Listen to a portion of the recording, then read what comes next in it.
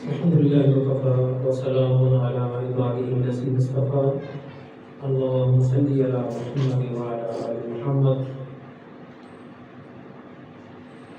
سورۃ الحج کا آغاز ہے اور اللہ تعالیٰ نے اس سورت کا نام سورۃ الحج اس لیے رکھا ہے کہ اس کے اندر اللہ تعالیٰ نے حج کے احکامات کا ذکر فرمایا ہے، لیکن اس کا جو آغاز ہے وہ اللہ تعالیٰ نے قیامت کے تذکرے سے فرمایا.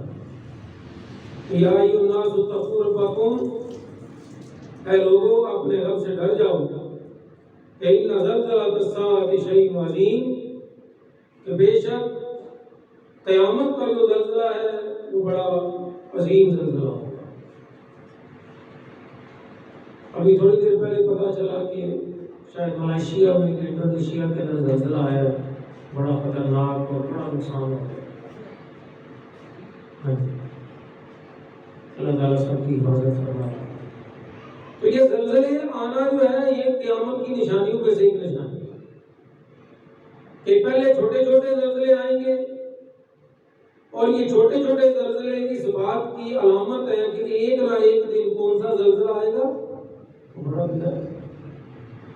باغ کے اندر سارے پھول ایک دم سے نہیں کھل جاتے، پہلے ایک دو پھول کھلتے ہیں اور ایک دو پھولوں کے کھلنے سے پتہ چل جاتا ہے کہ بہار آ گئی، آنے کی بات. بارش بھی ایک دم سے نازل نہیں ہوتی، پہلے چند قطرے اترتے ہیں، ایک ایک دو دو قطرے اترتے ہیں، جس سے پتہ چل جاتا ہے کہ بارش آنے والی ہے. تو یہ قرب قیامت کے حضور نے فرمایا تھا کہ زلزلے زیادہ ہو جائیں گے، کثرت الزلازل،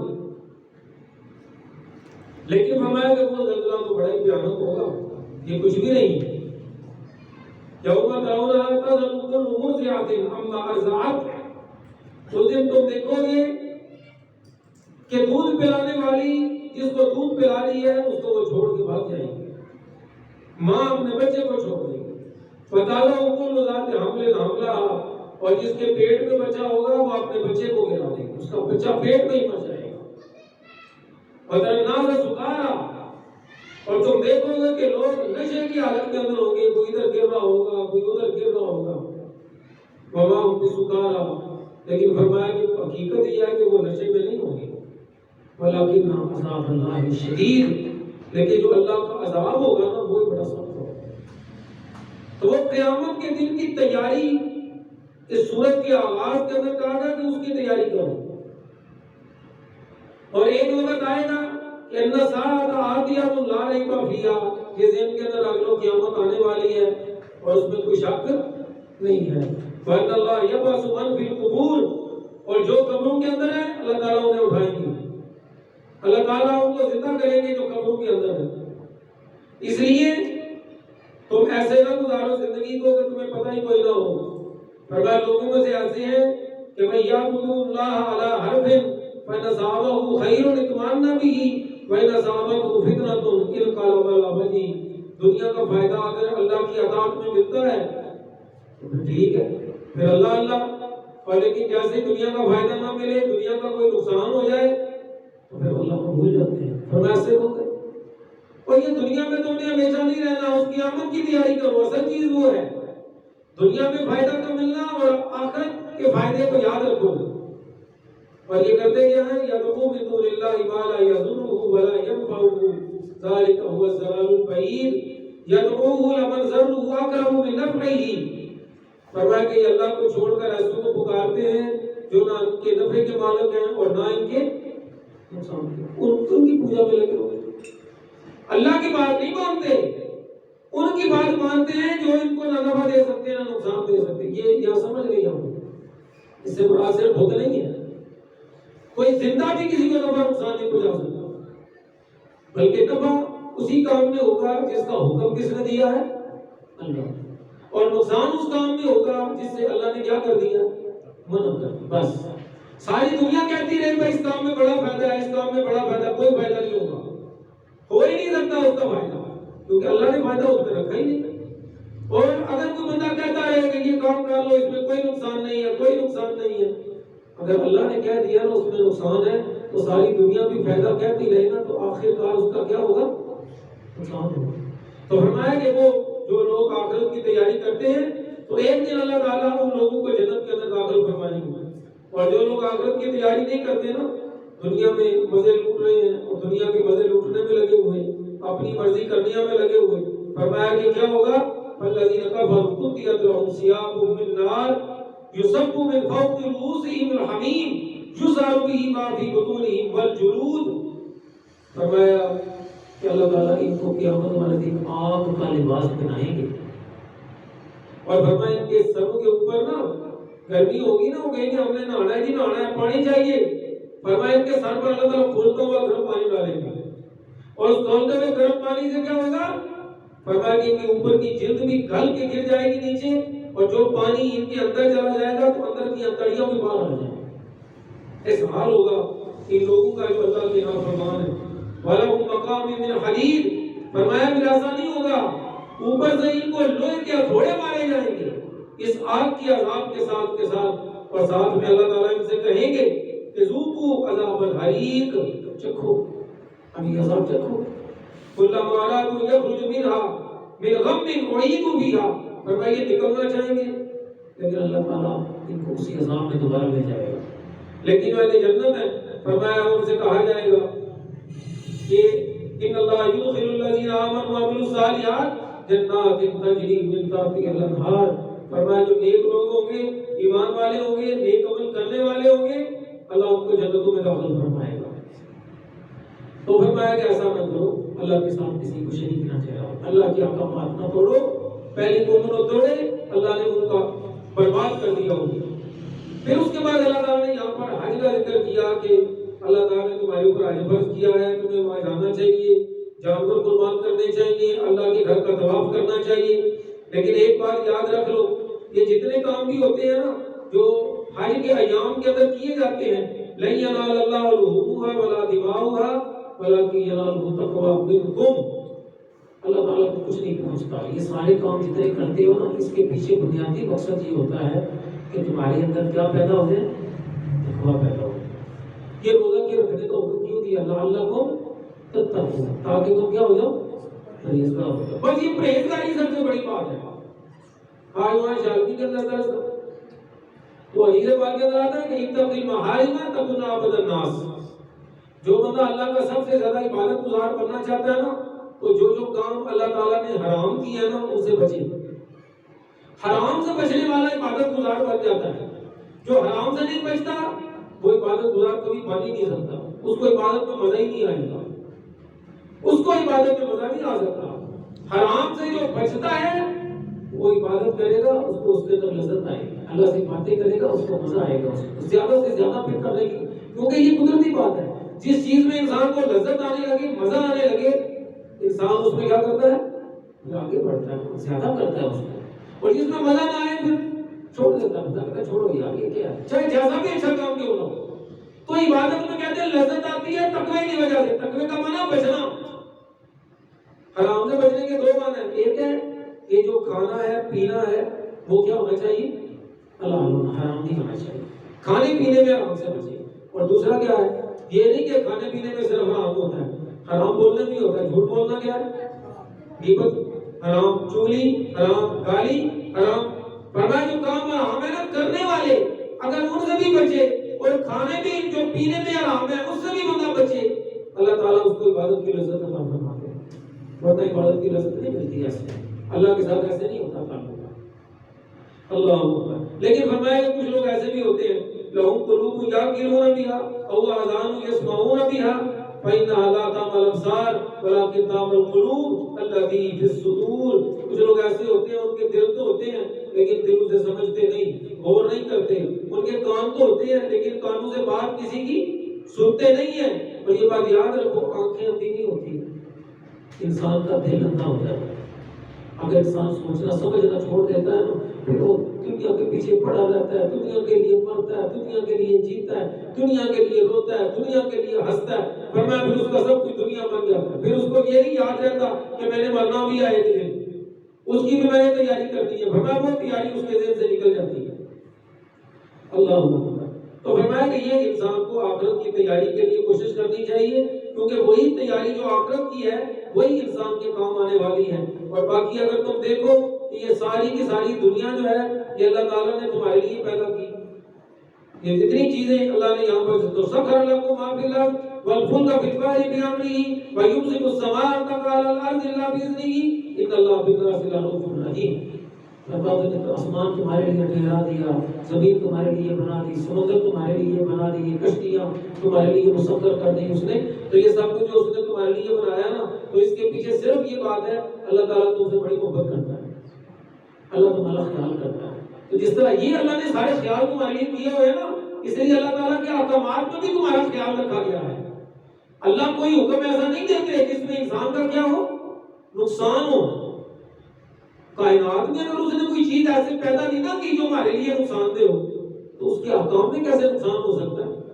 کائنات اس نے اتنی بڑی ہمارے فائدے کے لیے بنائی ہے, تو پھر اس کے احکام میں بھی ہمارے لیے کیا ہوگا, فائدہ ہی فائدہ ہے. تو فرمایا اس لیے تم اللہ کے ساتھ کسی دوسرے کو شریک نہ کرو, دوسروں کے پیچھے نہ لگو.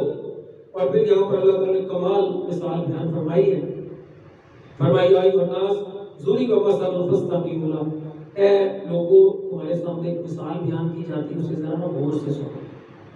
ان الذین تدعون من دون اللہ لن یخلقوا ذبابا ولو اجتمعوا لہ, جن کو تم اللہ کے سوا پکارتے ہو نا, انہوں نے اس کائنات کے اندر ایک مکھی بھی نہیں بنائی, اور وہ ایک مکھی بنا بھی نہیں سکتے, اور اکیلے بنانا تو دور کی بات ہے, ولو اجتمعوا لہ, اگر یہ سارے جمع بھی ہو جائے نا تو مکھی نہیں بنا سکتے.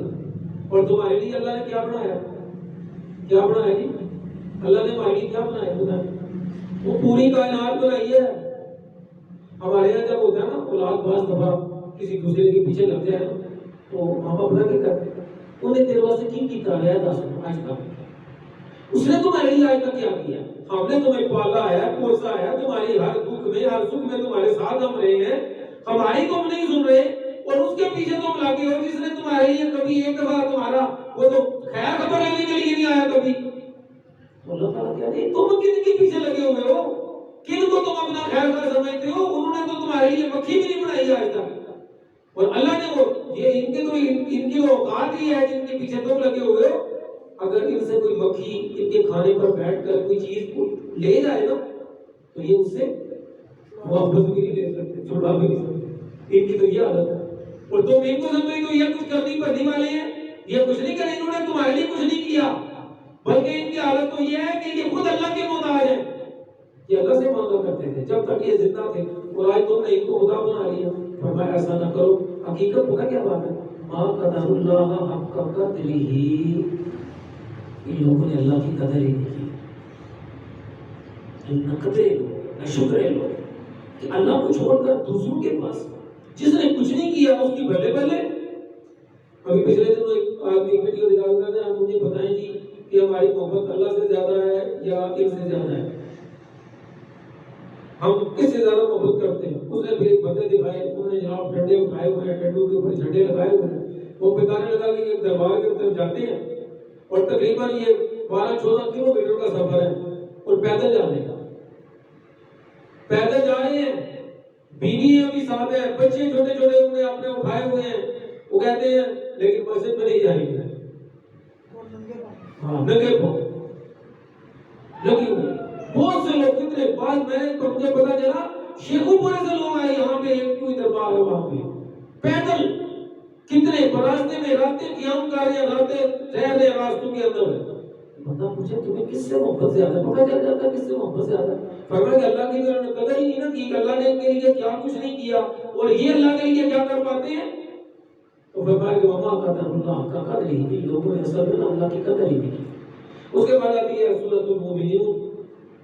فرمایا کہ قد افلح المؤمنون, ایمان لانے والے بھی سارے کامیاب نہیں ہوتے, کلمہ پڑھنے والے کون سے ہوں گے کامیاب, ان کی نشانیاں یہاں پر بیان فرمائی ہیں, اور یہ بڑی کمال ہے. سب سے پہلی نشانی کیا ہے, اللہ جنہوں فی صلاتہم خاشعون, اپنی نمازوں میں عاجزی کرتے ہیں, ٹھہر ٹھہر کے جھک کے آرام سے سکون سے نماز پڑھتے ہیں, جلد باز نہیں ہوتے. جلدی نماز پڑھنے والے مومن کامیاب نہیں ہونے والے.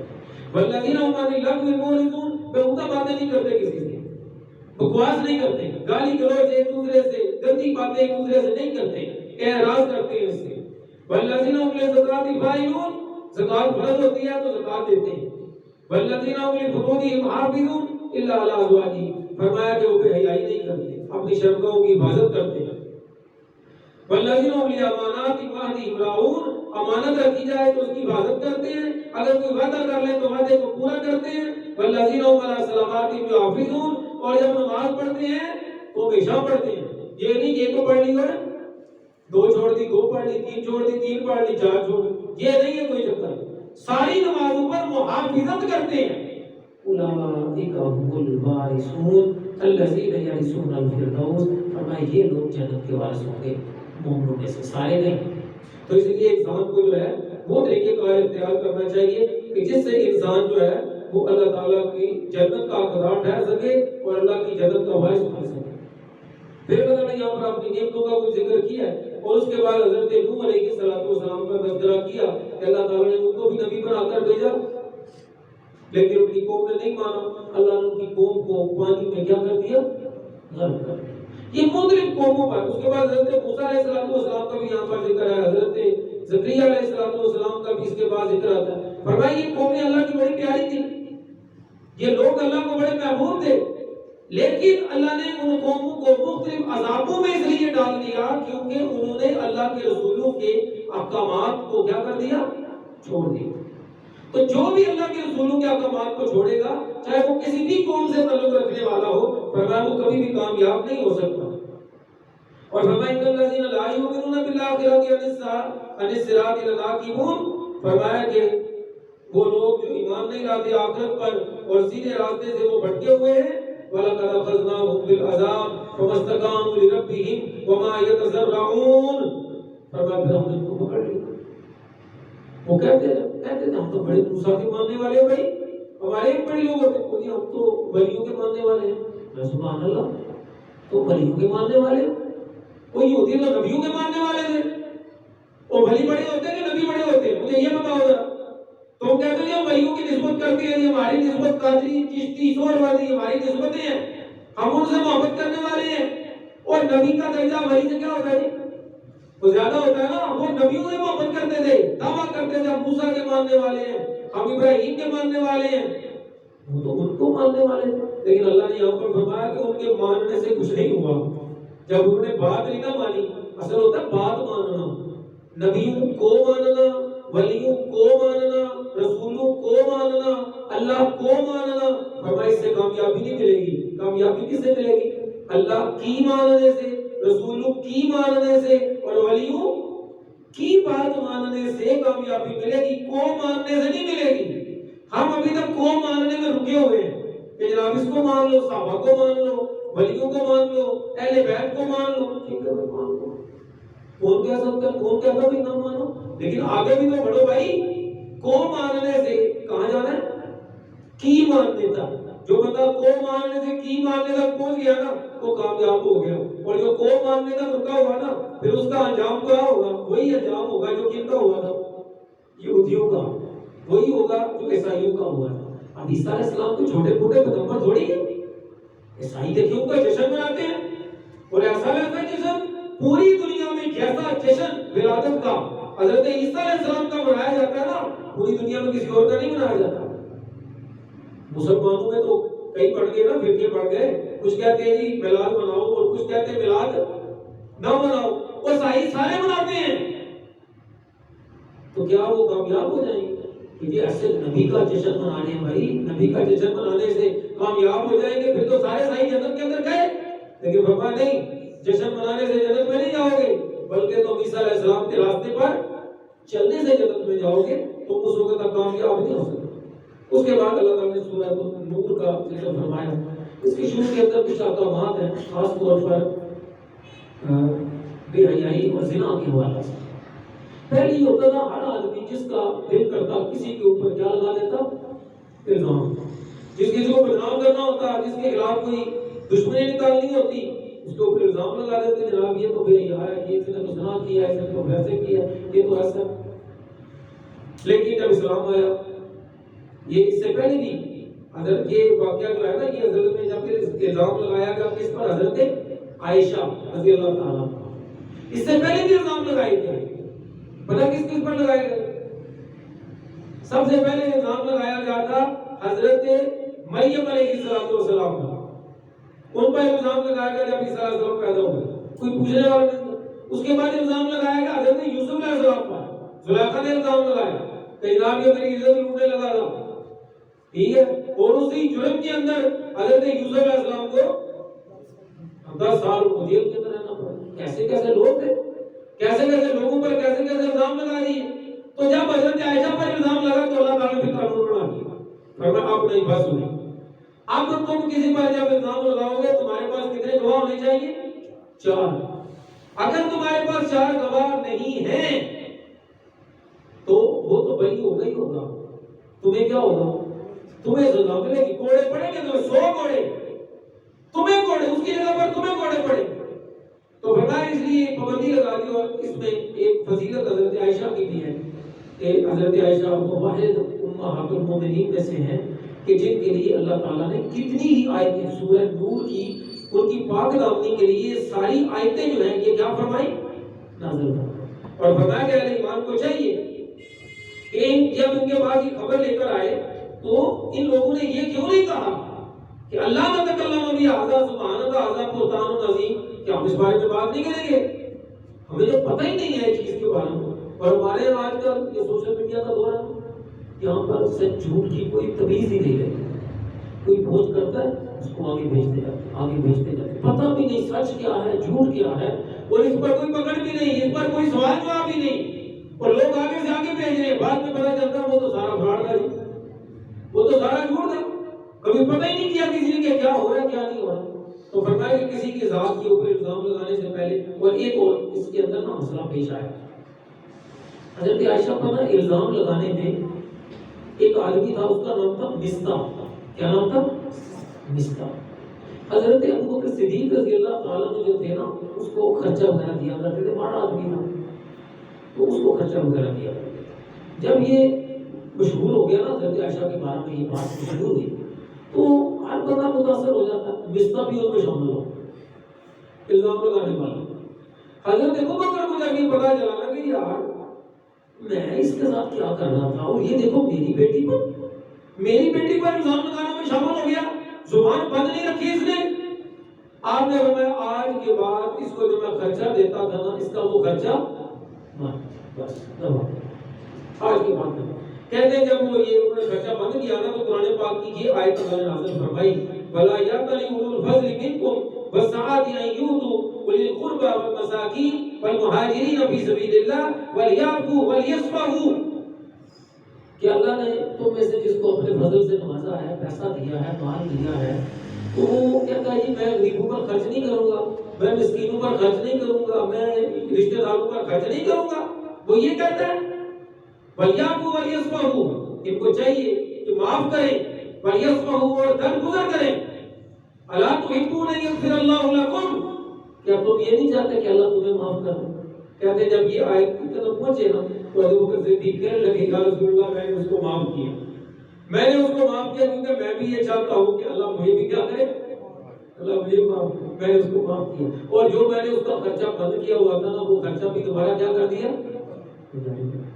ایسے لوگ تھے، ابو بکر صدیق ایسے نہیں پڑھ گئے، آیت آ گئی قرآن کی ان کے سامنے، اس کے بعد ان کی انا، ان کی میں، ان کی سوچ، ان کا خیال، ان کی فکر سب کچھ قربان کر دیا، کہا میں نہیں رہوں گا، میں ختم۔ قرآن کی آیت آ گئی، اب میں اس کے سامنے کیا بولوں، میں کیا کلام کروں اس کے سامنے، اس کا مقابلہ میں کر سکتا ہوں؟ لیکن ہماری حالت ایسی نہیں ہے، اللہ تعالیٰ ہمیں ایسا بنا۔ تو اللہ تعالیٰ نے اس کے بعد اسی کے متعلق اور احکامات جو ہیں وہ بیان فرمائے ہیں کہ کسی کے گھر میں داخل ہونا ہے بغیر اجازت کے داخل نہیں ہونا، گھر میں داخل ہونا ہے سلام کر کے داخل ہونا ہے، اگر تم کسی کے گھر جاتے ہو تو کھانا کھا سکتے ہو۔ ہمارے یہاں شروع کے اندر ابھی تو خیر آہستہ آہستہ لوگ جدید ہوتے جا رہے ہیں، پہلے ہوتا تھا کہ بھینوں کے گھر جا کے نا کھانا نہیں کھانا جی، یہ ساری غیرت کے خلاف ہے کہ بھینوں کے گھروں پتہ جا کے کھانا کھاوے، جب دھی کے گھر جا کے بتاؤ تو کھانا کھاوے۔ اسلام نے کہا نہیں یہ سب باتیں ہیں، تم اپنی بہن کے گھر بھی کھانا کھا سکتے ہو، بیٹیوں کے، بھائیوں کے، کسی کے گھر بھی، لیکن کھانا حلال ہونا چاہیے اور کھانا اس کی مرضی سے کھانا ہے، یہ نہیں جا کے اپنی مرضی سے کھانا شروع کر دو، اس کی اجازت ہو، اس کی مرضی سے تم کسی کے گھر بھی کھانا کھا سکتے ہو، اور پھر اگر تم اکٹھے بیٹھ کے کھانا کھانا چاہتے ہو تو اکٹھے کھاؤ، اور اگر تم الگ الگ کھانا چاہتے ہو تو یہ بھی کیا ہے، یہ بھی جائز ہے۔ پچھلے دن وہ ایک بندہ کیا لگائی ہو نہیں جی تسی بکریاں پلیٹاں جو پا کے کھانا پہ گئے ہو، اے اسلام کا کیڑا طریقہ ہوئے، سانو کٹھیا کھانا چاہیے تھا۔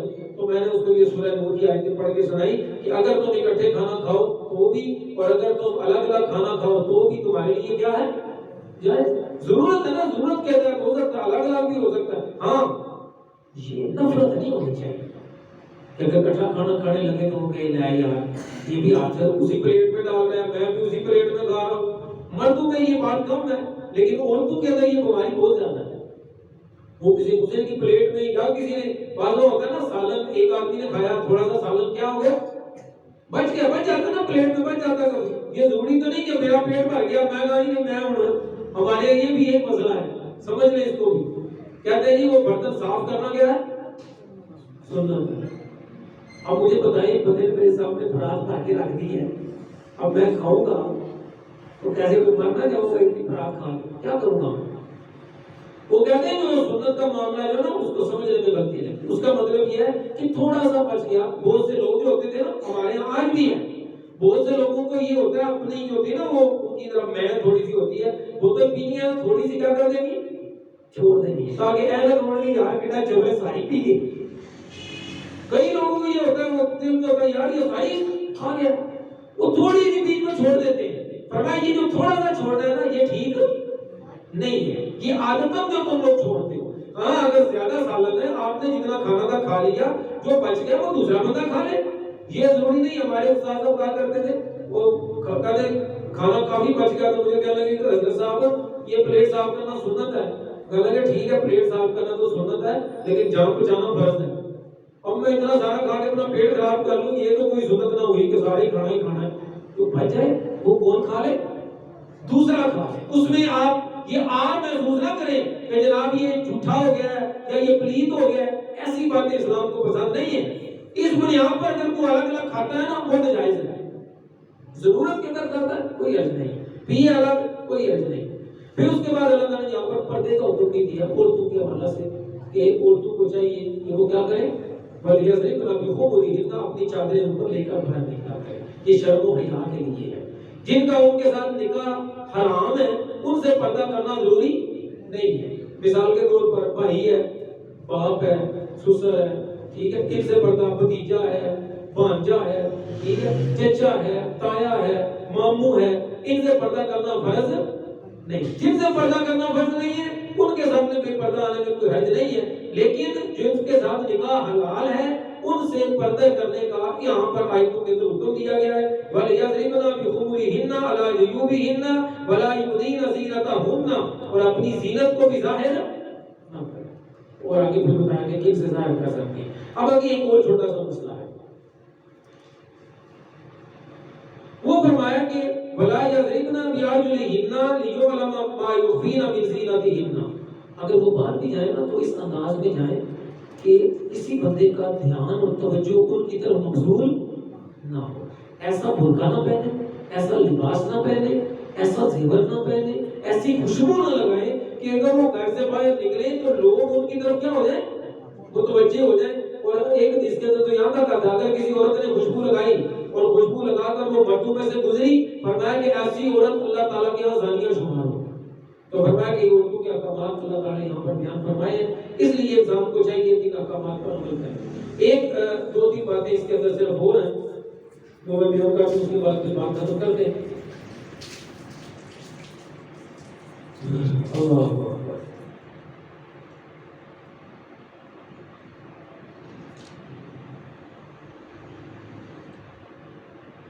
وَمَن يُطِعِ اللَّهَ وَرَسُولَهُ وَيَخْشَ اللَّهَ وَيَتَّقِهِ فَأُولَٰئِكَ هُمُ الْفَائِزُونَ۔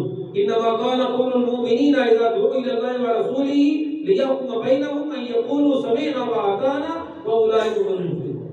یہ جتنے احکامات بیان ہوئے ہیں اس میں بنیادی بات یہ ہے کہ جو اللہ اور اللہ کے رسول حکم دیتا ہے نا اس کی کیا کرو، اطاعت کرو، یہی بندہ کامیاب ہونے والا ہے۔ اور جو ان کی اطاعت نہیں کرے گا فرمایا کہ وہ کامیاب نہیں ہونے والا۔ اللہ سے ڈرنا چاہیے اور جتنے ہی احکامات اللہ نے بیان فرمائے ہیں اس پر اللہ تعالیٰ ہمیں عمل کی توفیق عطا فرمائے۔ السلام علیکم ورحمۃ اللہ۔